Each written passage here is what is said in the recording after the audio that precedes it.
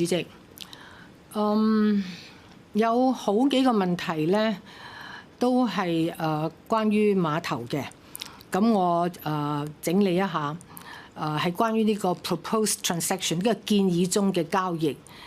簡單嘅問題先，有兩種問題。簡單嘅問題，請問歐洲船公司 MSC 旗下嘅公司係咪今次嘅主要投資者？呢個係第一個問題。咁有第二類嘅問題咧，整合嚟講咧，就係關於碼頭呢個建議中嘅交易咧最新嘅情況。集團喺上星期咧發表聲明之後咧，有冇補充？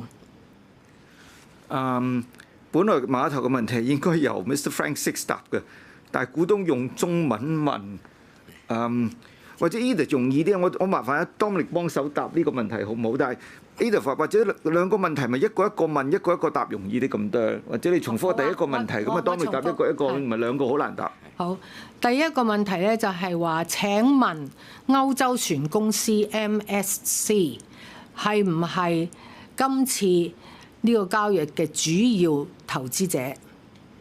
嗱，我試下答啦嚇，大家多謝主席嚇。咁呢個問題關於 MSC 嘅問題咧，簡單問題就簡單答，係由開始已經係。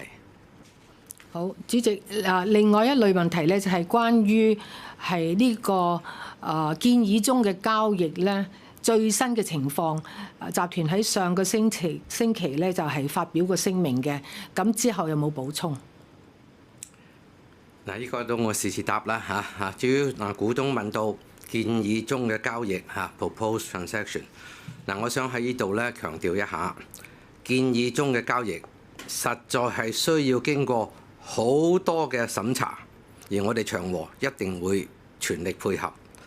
喺未獲得批准之前，我哋絕對唔會實施集中嘅。再講喺5月12號。我哋集團亦都已經表示過，我哋係絕對唔會做唔合法、唔合規嘅事。我哋之前喺3月4號嘅公告裏面呢，大家而家可以睇到啦，亦都講過類似嘅話。咁所以我哋已經講到好白，大家可以放心。